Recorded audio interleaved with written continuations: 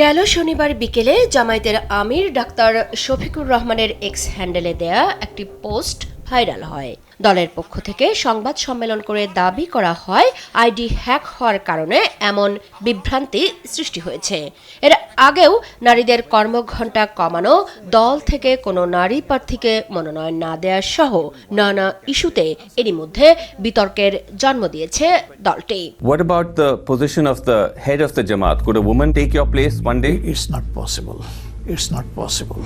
জামায়াত আমিরের এমন সব মন্তব্য বিতর্কের জন্ম দেয় জনমনেও এ নিয়ে তৈরি হয়েছে ধোঁয়াশা।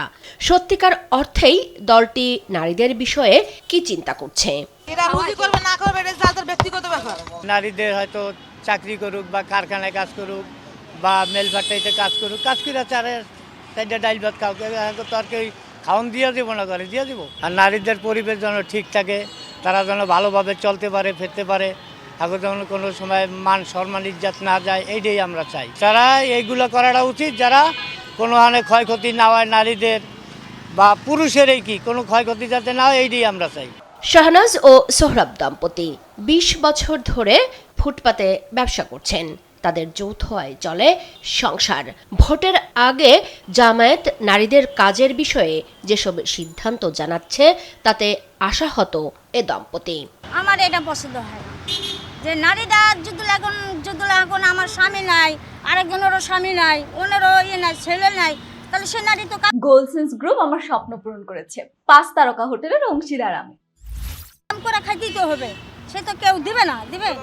এখন আমি তো বাপ মায়ের বাড়ি ঘরে যা বসে থাকতে পারবো না। দেশের নিয়ম হলো যাতে এই যে দুর্নীতি, এই আবিজাবি এগুলা যাতে কমানো। নারীদেরকে কাজ করতে দিতে হবে, পরিবেশটা দিন ভালো থাকে, এটা এই দিকে সরকার নজর দেওয়ার দরকার, যেই সরকার আসে।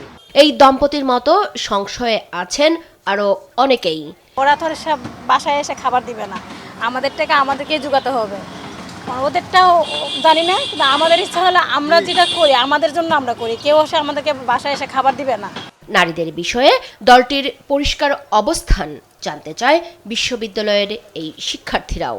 দলীয়ভাবে যেভাবে জিনিসটা পোর্ট্রে করছে যে তাদের লাইক দলের প্রধান হিসেবে মেয়েরা আসতে পারবে না, এখন জিনিসটা যদি এমন হয় যে দলের প্রধান থেকে আস্তে আস্তে প্রত্যেকটা জায়গায় এমন হয় যে মেয়েদেরকে আসলে বা মহিলাদেরকে সাবঅর্ডিনেট করেই রাখা লাগবে, তাদেরকে হচ্ছে টপে যেতে দেওয়া যাবে না, তখন আসলে এটা একটা প্রবলেম হবে। কারণ এখন দেখা যায় যে মানে অ্যাভারেজ হিসাব করলে মেয়েরা অনেক ক্ষেত্রে ছেলেদের চেয়ে অনেক বেশি কম্পিটেন্ট। আমরা ইফোর্ট দিচ্ছি, আমরা পড়াশোনা করছি কষ্ট করে, কিন্তু যদি এমন হয়, সিস্টেমটাই এমন হয়ে যায় যে আলটিমেটলি আমাদেরকে সুযোগ দেওয়া হবে না জাস্ট বিকজ আমরা হচ্ছে মেয়ে, তাহলে তো এটা আসলেই চিন্তার একটা ব্যাপার। যারা এই দেশই চায় না, তারা এই দেশের নারী জাগরণে কিভাবে ভূমিকা রাখবে? তারা তো তাদের স্ট্যান্ডেই ক্লিয়ার না, নারীদেরকে দিয়ে ভোটের জন্য যাচ্ছে, বাসায় বাসায় যাচ্ছে। সো এটা তো হিপোক্রিসি।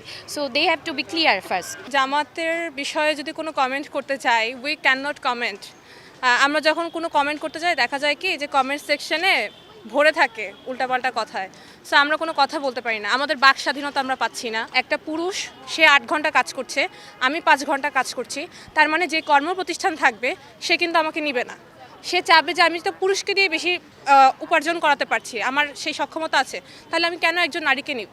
তখন সেটা হয়ে যাবে নামমাত্র। কারণ আপনি তো তাকেই কাজে রাখবেন যাকে আপনার প্রয়োজন, আপনি প্রয়োজন ছাড়া একটা মানুষকে কেন কাজে রাখবেন?